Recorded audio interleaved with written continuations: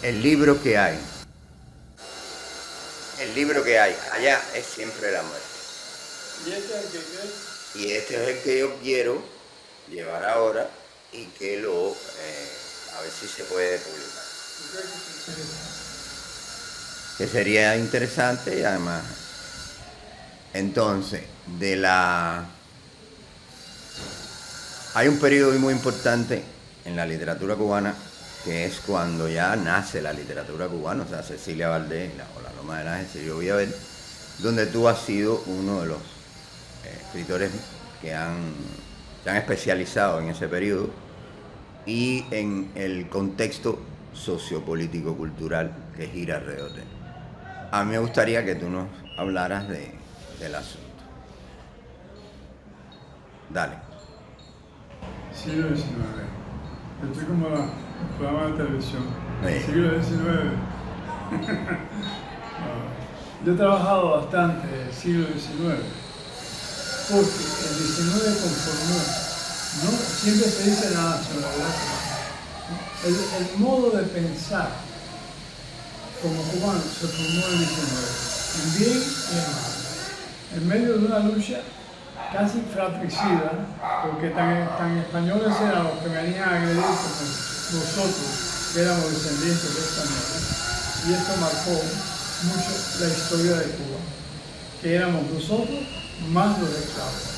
Porque cuando se piensa en la historia de un país, se piensa siempre quién la condujo, quién hizo la heroicidad, quién marcó pautas. Pero en el caso de países colonizados, es muy importante entender quién estaba abajo y cómo influía, cómo cambiaba el ritmo y la manera de pensar. La guerra de independencia cubana fue la guerra contra la esclavitud, no solamente por la dependencia, no es para ganar solamente un estatus libre, no, es para ver cómo se resuelve el problema social que se había creado durante varios siglos, introduciendo una cantidad de esclavos africanos que además se reprodujeron, que además se blanquearon o ennegrecieron a los blancos, porque hubo mucho acercamiento y bueno, una progenie enorme, y este era el gran complejo de Cuba. Cuba era la esperanza de España para tener un gobierno, un país que además tropical, donde las cosas funcionaban más o menos, y tener donde recalar en América, y desde Cuba influir mucho en América. Todo eso estaba bien planteado, salvo que no éramos como los otros países, que se habían hecho con sus autóctonos, inyectados por los autóctonos blancos. Habíamos creado un país mulato, un país mezclado. Cuando se desconoce esto, se desconoce la historia de Cuba. Sin entrar en estos matices, no hay forma de entender la historia de Cuba. Y este caso cuenta este dilema de la mezcla de raza y de la mezcla de pensamiento en un momento dado. Este país, alejado del centro que era España, tenía más lumbreras intelectuales que España. Tenía un acercamiento con Estados Unidos que era el desarrollo. Entonces nuestros patricios tenían una imagen de sí mismos que ya implicaba la vinculación con este continente, casi más que con el continente madre, digamos de alguna manera, ¿no? En medio de esto surge una cultura mestiza, una cultura muy avanzada, donde ya la gente no se va a formar a la capital del reino, se va a formar a Nueva York, a Washington, a California. Y es interesante cómo esa confrontación, que comenzaron a ver a España, que es el reino, que es la capital del pensamiento, se supone, pero empezaron a verla como inferior culturalmente. Hay unos talentos extraordinarios en América que España desconoce, y entre ellos los cubanos. Esa confrontación de hijos contra padres, de hijos queriéndolo a los padres, porque nadie odia a sus padres fácilmente, pero le haya tantos defectos que quisiera cambiar de paternidad o asumir el reto de ser ellos mismos sus propios padres. Este es el conflicto de América con España, que se expresa muy bien en este país y tenía condiciones privilegiadas de clima, de amabilidad, de cercanía del mar, etcétera, para la entrada y salida de los buques españoles, significa de la influencia española. De la influencia, tuvimos nosotros, de momento, un arraigo europeo que nadie explicaba. Nadie explicaba lo europeo que éramos nosotros, frente al predominio donde los indígenas salían a flor de piel en otros países. Cuba del Caribe se convirtió en una niña muy querida, pero muy ingrata. Esta es la verdad. Tuvimos una larguísima guerra de independencia. 20 años para empezar y después casi el siglo completo, para que casi a la llegada del otro siglo tuviéramos una libertad bastante condicionada. Una libertad que nació bajo la condición de Estados Unidos, que impuso leyes, impuso gobierno, impuso costumbres, e hizo de este país una sucursal de sus caprichos, pero una sucursal regañona, siempre en contra. Ya. Siempre a contracorriente. Luchó con su imperio natural y lucharía todos estos años, y estamos luchando todavía, contra un imperio artificial, de malas entrañas, que es el imperio norteamericano, que sigue siendo como la arenita en el zapato, mortificando y haciendo cuando puede, jodiendo la vida. Dați-mi voie să îl prezint pe conferențiarul Vladimir Perez Casal, care vine din partea ambasadei Cubei în România și care vă va vorbi despre Reinaldo González Zamora. ¿No? Sí. Sí. Este señor, este escritor, es un especialista en el siglo XIX cubano y ha escrito varios libros, entre ellos, la embajadora donó uno ayer, entre ellos un estudio sobre Cecilia Valdés, que es la primera novela cubana, o sea, la primera novela que escribe un cubano como cubano, porque cuando ustedes estaban cuando Europa andaba por el Renacimiento, nosotros no existíamos para el mundo, o sea, claro, y el Renacimiento español no es igual que el Renacimiento italiano. El Renacimiento italiano significa mucha más apertura, mucha más desnudez. El Renacimiento español todavía es muy medieval, muy oscuro, muy tapado. Y ahí hay un problema. En 1510, o sea, Cuba la descubre Colón, o sea, llega a Cuba y nos ve a todos los indios desnudos en 1492. Y en 1510 comienza realmente la colonización y conquista de Cuba. Nadie se monta en un barco y navega 4 meses y pasa todo el trabajo que había que pasar de venir de Europa para América para decir poemas. La gente viaja para enriquecerse y para tener dinero. Y esa es una realidad. O sea, no fueron ilustrados los que conquistaron Cuba. No fueron gente fina, educada y tal. Fueron gente que se abrieron las cárceles y fueron los que conquistaron mi país. O sea, la conquista fue a sangre y fuego. Entonces, el primer libro que se escribe en Cuba lo escribió un vasco, un señor del norte de España que se llamaba Silvestre de Balboa. Llega a una de esas primeras villas que se llama Bayamo, un pirata francés, Gilberto Girón, y ese hombre llega y coge preso, detiene al obispo de ese lugar, de Bayamo, que se llamaba Fray Juan de las Cabezas Altamirano. Y el pueblo, la población, dirigida por negros, mulatos, indios, se une y rescatan a ese obispo. Y esa escritura, o sea, ese texto, muy naif, si se pone uno a leerlo en este momento, fue el primer libro que se escribe en Cuba.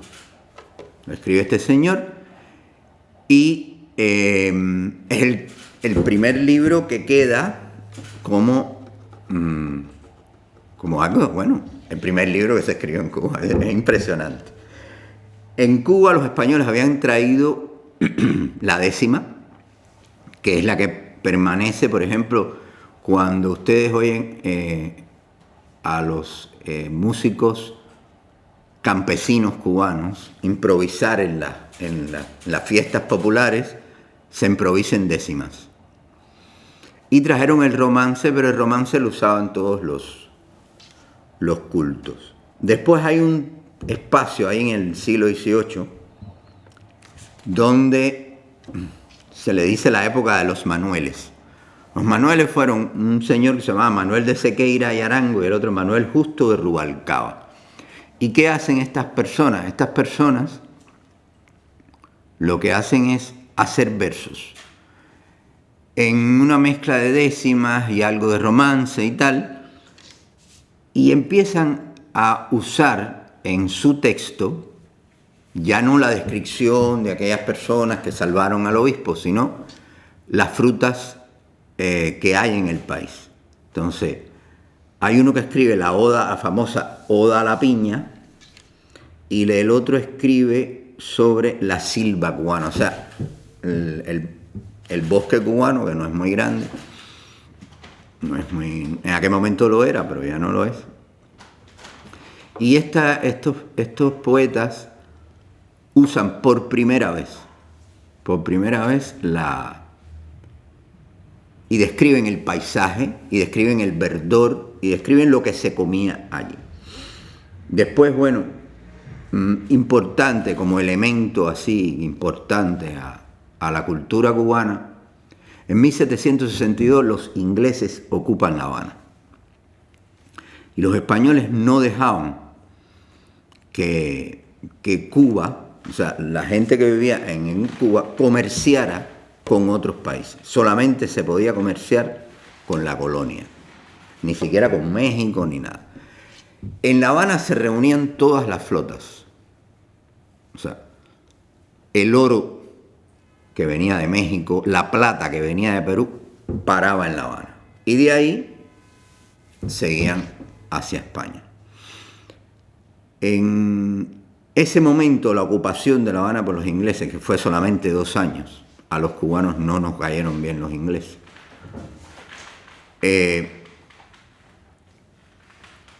Tuvo una gran importancia, porque las flotas holandesas empezaron a venir, las flotas francesas empezaron a venir, y cambió por completo la visión del mundo, porque Cuba es una isla, es un lugar donde el mar se convirtió por primera vez en un camino y no en un cerco, que era lo que había.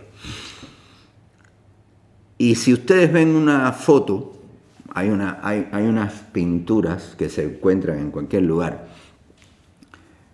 y comparan La Habana de 1776 con Nueva York en 1776, Nueva York es un bodrio, es un pueblo abrevadero de caballos, y La Habana es una ciudad, ya en 1776.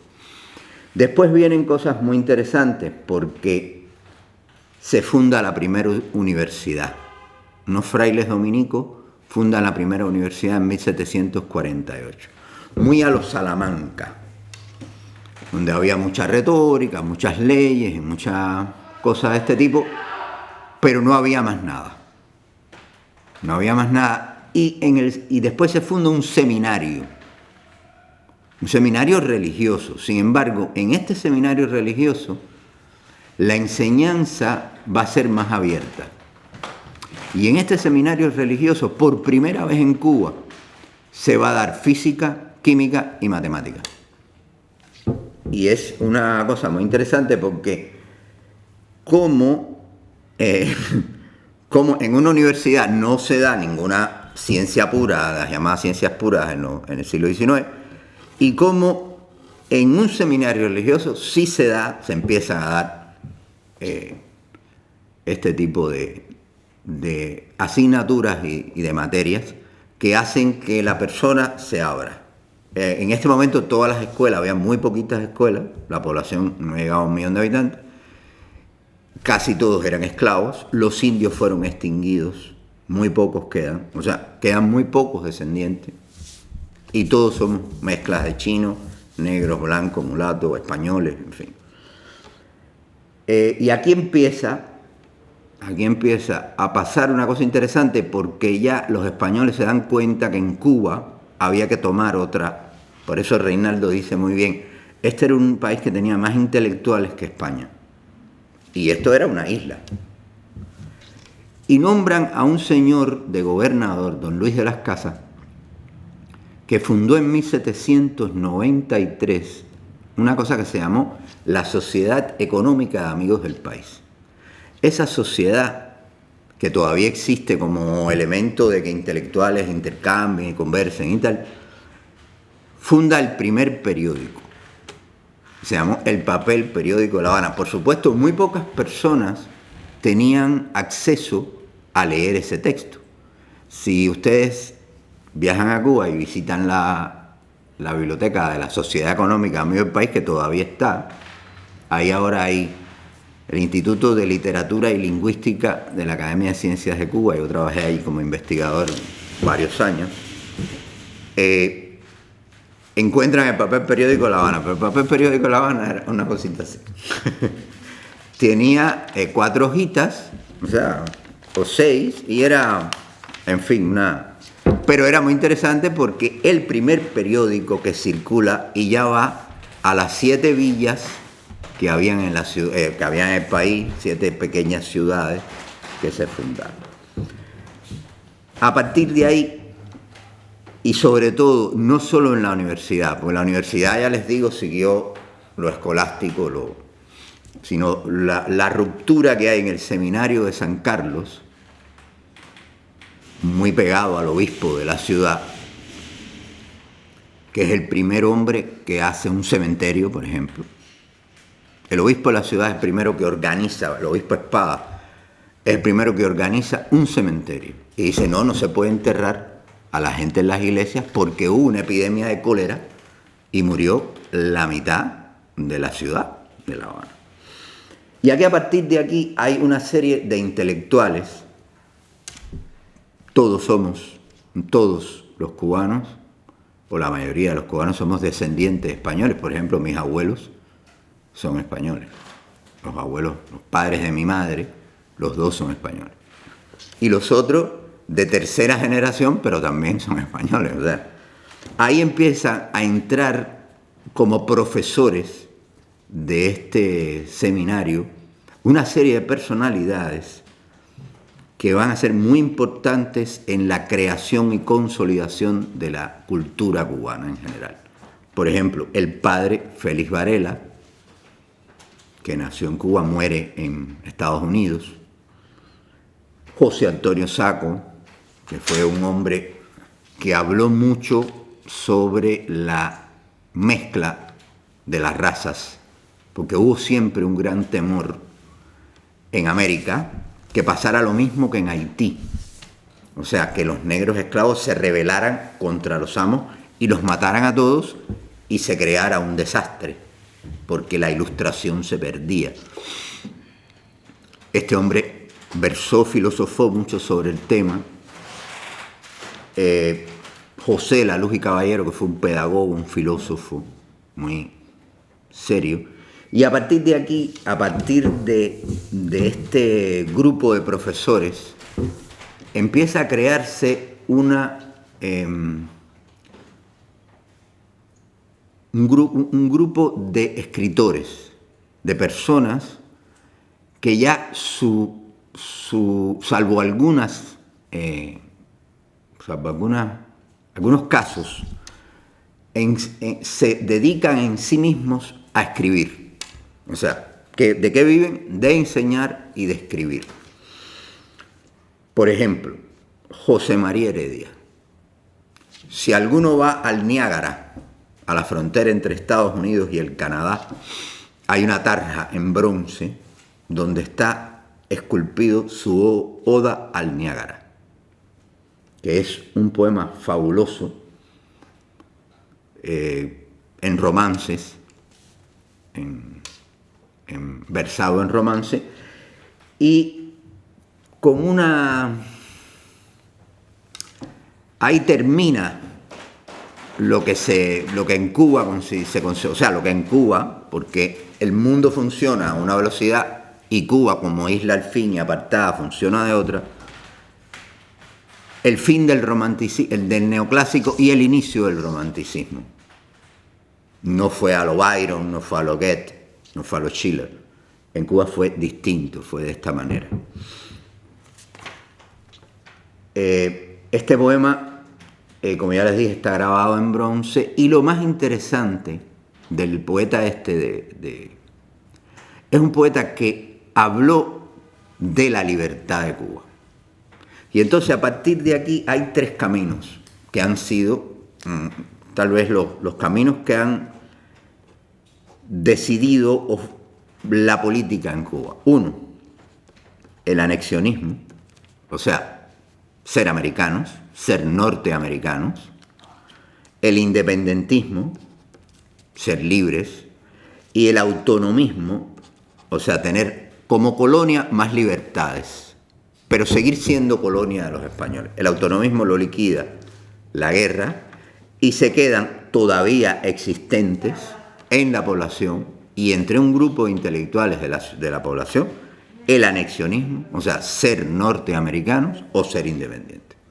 A pesar de todo lo que se escriba, de todo lo que se diga, solapadamente siempre se mira al norte. Este hombre también usa una cosa muy interesante. Si aquellos manuales habían hablado de la piña, de la silva cubana, este hombre habla de la palma real por primera vez. O sea, un árbol que hay. Y este hombre, por primera vez en sus poemas, pone la palma real como símbolo de la cubanía. A partir de este hombre pide, lo destierran, lo tratan de... O sea, no lo dejan ir a Cuba. Este hombre está muy enfermo, muere a los 40 años, y 39 años tenía cuando murió. Y este hombre pide permiso al gobernador, que fue un asesino que se llamaba Tacón, de apellido, y viene de México y va a Cuba a ver a su madre, y después regresa. Y se muere en México. Escribió un poema, el himno al desterrado, que termina: tierra, clámame, ojos tristes, llorad. O sea, como que ya es su fin, ¿no? A partir de aquí hay una serie de mujeres, incluidas hombres, pero hay una mujer muy importante que siempre se han disputado los españoles y los cubanos. Nació en Camagüey, o sea, en Cuba, en una provincia. Una mujer muy ilustrada, tuvo muchos amores, fue una mujer muy perseguida en su época. Tenía un amante que se llamaba Cepeda, al que le escribe versos de amor fabulosos. Se casó con un señor, los poemas se publicaron después de su muerte y se llaman Poemas a él. Y Gertrudis Gómez Avellaneda no solo triunfa en Cuba, sino triunfa en España. O sea, se va a España, estudia en España, no la dejan entrar en la Real Academia de la Lengua Española por ser mujer, dolorosamente, y esta mujer se casa con un señor que después fue gobernador en Cárdenas, un pueblito matancero. Cuba en ese momento tenía dos partes, o sea, Occidente y Oriente, y aquí, por la zona de Varadero, por ahí, hay un pueblito que se llama Cárdenas, y esta mujer hacía grandes fiestas. Se puede visitar la casa, es el museo de la localidad en este momento, y están las cosas de ella, algunas cosas de ella porque vivió a caballo entre España y Cuba. Después también aparece un mulato, el primer mulato, Gabriel de la Concepción Valdés, que era peluquero y después fue sastre. Es un hombre que su papá era negro, su mamá era bailarina, una bailarina española. Ella lo tiene y lo abandona y entra en una casa de beneficencia, o sea que recogían a los niños pequeños y tal. Y el apellido se lo pone la casa de beneficencia, o sea, Valdés. Todos esos niños abandonados eran de apellido Valdés. Su papá, él después es peluquero, o sea, se hace peluquero y empieza a escribir versos. Un señor muy rico, Domingo del Monte, que fue un gran mecenas de la literatura cubana y de la cultura cubana durante la segunda mitad del siglo XIX, lo acoge, lo tiene, le daba dinero y tal. Él tiene que irse para Matanzas y en Matanzas se involucra en una conspiración contra España. Los españoles lo cogen y lo matan. Lo condenan y lo matan. Una muerte terrible para un hombre, además, que era un hombre flaco, pequeño, tal. Lo matan a garrote vil. Y la conspiración se llamó la conspiración de la escalera. Fueron de los años 40, ya 20 años antes de empezar la guerra de independencia. Hay otra mujer, Luisa Pérez de Zambrana, que esta es una mujer no acaudalada, una mujer que se estudia por sí misma, no va a ninguna escuela, no va a ninguna universidad y tal.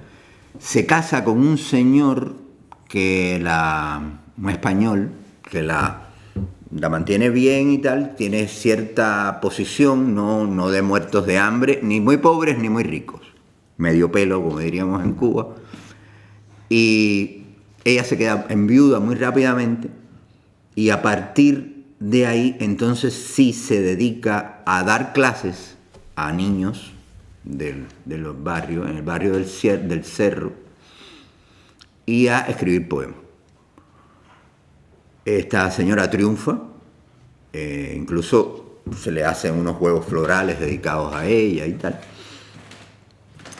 Y vive en La Habana y después emigra a Miami. No piensen en Miami de ahora, o sea, Tampa, Gallo Hueso y eso, donde vivían fundamentalmente cubanos o hijos de cubanos que se iban allí y trabajaban como tabaqueros, o sea, hacían los puros, los cigars que ustedes le dicen, los trabucos. Y después, bueno, vienen ya los tres más importantes escritores que ya se consideran cubanos. Julián del Casal, un poeta que muere muy joven también de un aneurisma, que es el primer modernista de América. O sea, el hombre que hace los primeros textos literarios que se parecen realmente a lo que después fue el modernismo, donde Darío ya es el gran maestro. Pero Darío también es el gran maestro porque es el que más dura. Piensen que el otro gran modernista es José Martí y muere con 42 años. Y Casal muere con 30 y tantos años. O sea, ¿por qué? No es desmeritando a nadie, pero ¿por qué el otro es más grande? Porque dura más. Si Martí hubiera durado más, que Martí es... Posiblemente Martí es un genio escondido. No se conoce. Murió a los 42 años. No hubiera vivido mucho porque estuvo preso muy joven y ahí, a partir de ahí empezó a sufrir una serie de enfermedades y ya al momento de morir ya tenía cáncer ya tenía cáncer, tenía tuberculosis también. Es un hombre que dedicó toda su vida a la independencia de Cuba. Si la primera guerra entre 1868 y 1868, fueron 10 años. Si esa primera guerra la pagan los patricios, los ricos, esta segunda guerra la pagan los pobres. O sea, Martí se dedicó a pedir dinero, a recoger dinero entre los pobres, a unir estos grandes militares que surgieron en esa primera guerra con estos militares que no eran militares, que eran gente pobre, y de ahí salió el ejército cubano. Fue una guerra terrible, murió la mitad de la población. Para que tengan una idea, murieron 156.000 soldados españoles y 142 generales españoles. Y Cuba murió la mitad de la población, la mitad completa. Cuando empieza la guerra había 3 millones y tanto, cuando termina la guerra había 1,5 millones de habitantes solamente. A partir de ahí, a partir de esas personas que participaron en esa guerra también, aparece una generación que se llama los poetas de la guerra. O sea, como personas que no eran poetas, algunos eran ilustrados, algunos eran muy ilustrados, habían estudiado en Francia, en Londres, en España, y eran unos grandes escritores. A partir de ahí empiezan a escribir literatura y no se publica casi nada hasta que no se acaba la guerra. Y ya ellos incluso estaban muertos. Y la intervención de Reinaldo González se puede imbricar con esto que acabo de decir ahora. ¿Por qué? Porque Reinaldo es el que trabaja la primera novela cubana. La primera novela cubana se escribe en los Estados Unidos. Se llama Cecilia Valdés o la Loma del Ángel. En La Habana hay una iglesia y una lomita donde hay unos barcitos enfrente que se llama la Loma del Ángel. Y se puede visitar perfectamente. Hay una iglesia donde supuestamente esa señora, esta mulata, que se enamora de una manera muy simpática y muy... En fin, la novela es una novela digna de leerse. Están los avatares del amor y tal, no hay nada de independencia, nada más que hay las razas y las posiciones sociales. Cirilo Villaverde, que fue el que lo escribió, que la escribe en los Estados Unidos, como ya les dije, lo que plantea es lo que viene después, lo que se había vivido antes y lo que viene después. O sea, esas dos razas, blanca y negra, que da una mezcla que sale el mulato. Y ese mulato es el mezclado, que es el que va a ser el futuro de Cuba.